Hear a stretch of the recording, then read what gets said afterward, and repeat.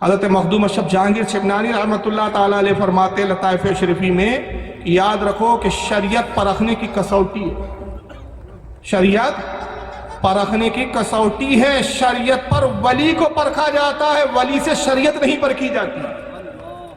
کتنا پیارا جملہ، اس کی اہمیت کو آپ سمجھیں۔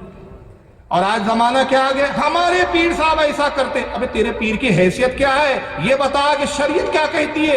اگر تیرا پیر شریعت پر عمل کرتا ہے تو پیر ہے، شریعت پر عمل نہیں کرتا تو وہ پیر نہیں ہے۔ کہ شریعت جو ہے وہ کسوٹی ہے، جو شریعت پر عامل ہے وہ ولی ہے، اور جو شریعت پر عامل نہیں وہ ولی ہو ہی نہیں سکتا۔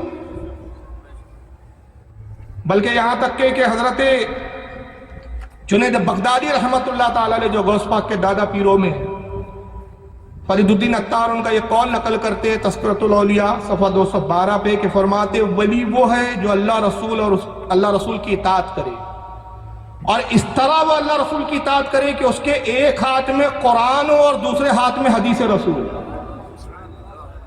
اگر اس کے ہاتھ قرآن اور حدیث رسول سے خالی ہے تو پھر فرماتے کہ وہ ولی نہیں ہے بلکہ وہ زندیق ہے۔ زندیق کہتے ہیں وہ مجوسیوں کو جو آگ کے پجاری ہوتے ہیں، یا دین کے منکر کو زندیق کہا جاتا ہے۔ مگر یہ زمانہ بڑا عجیب ہو گیا ہے صاحب، شریعت پہ ولی نہیں پرکھے جا رہے۔ ولی صاحب ایسا کرتے اس لیے جائز ہے، اور ولی صاحب کر کے آئے ایسے ایسے ولی پیدا ہو گئے، ایسے ایسے پیر پیدا ہو گئے کہ نیٹوں پہ ویڈیو دیکھ کر آدمی حیران ہے۔ بیچ میں ایک پیر صاحب کو دیکھا لڑکیوں سے چپٹے ہوئے رہتے جب، عورت چمٹو پیر صاحب ہے، ولی صاحب ہے۔ قوالی ہو رہی ہے صاحب، ہزاروں لاکھوں کے نوٹ داڑھی منڈے قوالوں پہ نثار کر دے رہے ہیں صاحب، پیر صاحب ہے صاحب، کرامت ہے ان کی۔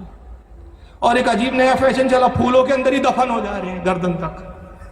دیکھ ہوں گے اس طرح کے ویڈیو آئے، اتنے گلاب کے پھول ڈالے کہ پیر صاحب کی گردن دکھ رہی ہے، باقی کچھ دکھ ہی نہیں رہا ہے۔ کیا ہے صاحب، یہ پیر ہیں، یہ ولی ہیں ہمارے حضرات۔ ارے کیا کرامت کیا ہے آپ کے حضرت کی؟ بھائی اتنے بڑے پیر صاحب ہیں کہ صاحب عورتیں پیر دباتی ہیں، بڑے بڑے سیٹ مرید ہیں۔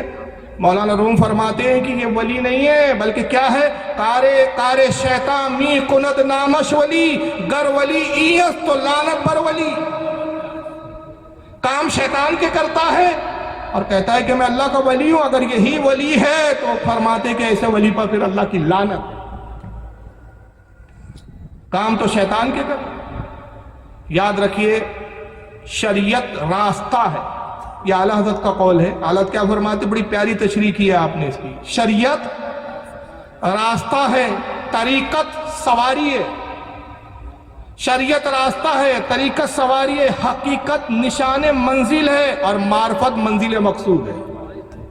تو جب تک شریعت کے راستے پر نہیں چلیں گا نشان منزل تک پہنچیں گا ہی نہیں، معرفت کی منزل تک نہیں پہنچیں گا۔ آگے آ جائیے بھائی، تھوڑا سا پیچھے کچھ لوگ کھڑے ہوئے ہیں۔ تو سرکار غوث اعظم چونکہ ولیوں کے سردار تھے، اس لیے شریعت پر بھی سب سے بڑھ کر آپ کاربن تھے اور شریعت پر فائز تھے۔ یہاں تک کہ لکھا گیا کہ ایک مرتبہ آپ سفر میں پیاس کی شدت محسوس ہوتی ہے، اچانک کالے بادل چھاتے اور بارش ہونا شروع ہوتی ہے، یہاں تک کہ زمین پوری جل تھل ہو گئی۔ آپ نے کچھ پانی کو نوش فرمایا، پھر وہ کالے گھنے بادل چھٹے اور ایک نور ظاہر ہوا، ایک روشنی بڑی تیز، اتنی تیز روشنی کہ آنکھیں چندی آ جائے، اور نور سے آواز آتی ہے، عبد القادر میں تیرا رب ہوں،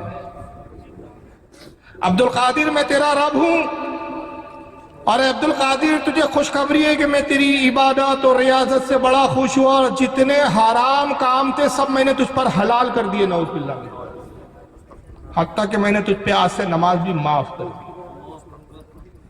جیسی یہ نور سے آواز آئی، آپ پر ہم ہوتے تو خوش ہو جاتے، ارے واہ یار کمال ہو گیا بھائی، اللہ راضی ہو گیا، یہ نور ہے، اللہ تو نور ہے۔ قرآن میں اللہ نے فرمایا اللہ نور السماوات والارض، اللہ زمین و آسمان کو نور ہے، نور ہے، اللہ تو نور، روشنی آئی، ظاہر ہو گیا، آواز ہو گئی، بھائی اب ہو گیا، اللہ نے کہہ دیا، بشارت دے دی، آج سے نماز معاف، سارے حرام حلال ہو گئے۔ مگر وہ غوث اعظم تھے، آپ نے فرمایا لا حول ولا قوت الا باللہ العلی العظیم، جیسی لاحول پڑا سارا نور دھواں ہو گیا۔ کون تھا وہ؟ ابلیس، شیطان۔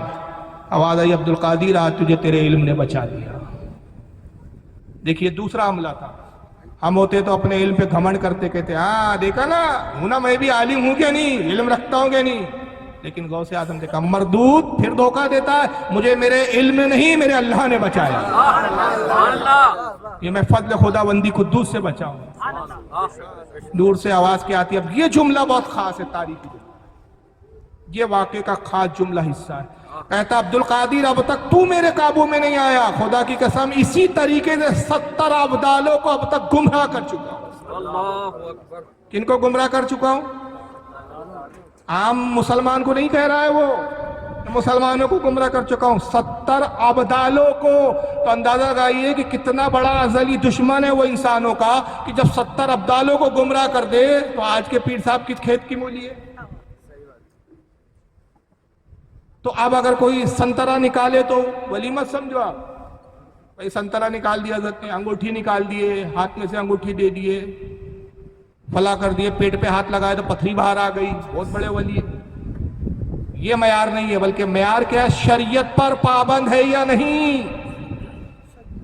यहां तक कि बुजुर्गान दीन फरमाते हैं, कई बुजुर्गों ने अकवाल नकल किए हैं कि अगर किसी को पानी पे चलता हुआ देखो वली ना समझो, किसी को हवा में उड़ता हुआ देखो वली ना समझो, जब तक ये ना देख लो कि रसूलुल्लाह की शरीयत पर पाबंद है या नहीं। तो मयार क्या है? रसूलुल्लाह की शरीयत। और इस वाक़े में खास बात है, देखिए यहाँ गौसे आजम ने एक तालीम दी, जब उनसे पूछा गया, अपने तैमिया ने इसको लिखा है। खास बात है कि इस वाक़े को सुन्नियों ने तो लिखा ही है, अहले सुन्नत के शाह अब्दुल हक मौदी से दहलवी ने अखबारुल अखयार में लिखा है, इमाम अबुल हसन शतनूफी ने बहजतुल असरार में लिखा है, कलायदुल जवार में हज़रत इमाम मोहम्मद यहिया तासफी ने लिखा है, इसको बहुत सारे उलमा ने लिखा। लेकिन इब्ने तैमिया ने भी अपने फतावे में जिल्द 1 सफ़ा 172 पर लिखा। और इब्ने तैमिया जो गैर मुक़ल्लिदों के बहुत बड़े अल्लामा है, वो कहते हैं कि फिर गौसे आज़म से पूछा गया कि हुज़ूर आपने कैसे जाना कि ये शैतान है, आपको कैसे पता चला? आपने कहा सिर्फ एक बात से, मेरे आका पर जब हराम हलाल ना हुआ तो मैं तो अपने नबी का गुलाम हूं, मुझ पर हराम हलाल कैसे हुआ? तो यहां से एक बात पता चली, भाई नमाज क्यों नहीं पढ़ते पीर साहब? नहीं नहीं हम पर माफ है। अबे तू कौन है, तेरी औकात क्या है कि तुझ पे नमाज माफ है? कुछ तो फिर ऐसे नहीं नमाज क्यों नहीं पढ़ते पीर साहब? अरे भाई नमाज वो लोगों के लिए, हम तो वलायत की उस मंजिल पर है कि ये जमीन ये मस्जिद हमारे लिए नहीं है, हम तो खाने काबा में जाके नमाज पढ़ते हैं। अच्छा भाई खाने काबा में पढ़ते हैं, भाई पास की मस्जिद में चलना नहीं हो रहा आपसे, खाने काबा इतनी दूर जा रहे हैं, रोज जा रहे हैं, 5 वक्त जा रहे हैं। और ये बताइए जोहर में निकले तो वहां कौन सा वक्त है, वहां जोहर पढ़ने का कि कौन सी नमाज पढ़ने का? वहां तो टाइम अलग हो गया, वहां का नमाज का भी वक्त है। तो आप जोहर अदा कर रहे थे कि असर अदा कर रहे थे? बल्कि गौसे पाक का ये कौल मशहूर है कि आप फरमाते हैं कि जो बेनमाजी हो उसको हमारे कब्रिस्तान में दफन न करें। तो जब गौसे आजम को उसने फरेब दिया कि हराम को हलाल कर दिया, आप उस फरेब में नहीं आए, बल्कि आप इस कौल के कायल थे जो इमाम अहमद इब्न हंबल जिस कौल के कायल थे कि इमाम अहमद इब्न हंबल इस हदीस की बुनियाद पर फतवा दिया करते थे कि जो कसदन नमाज छोड़ता है वो हमारे नजदीक काफिरों की तरह काम करने वाला, या वो कुफ्र से करीब है। और वह हदीस पाक क्या है, मन तरक सलाता मुताम्मिदन फकत कफर, जिसने जानबूझकर एक वक्त की नमाज छोड़ी वो काफिर हो गया।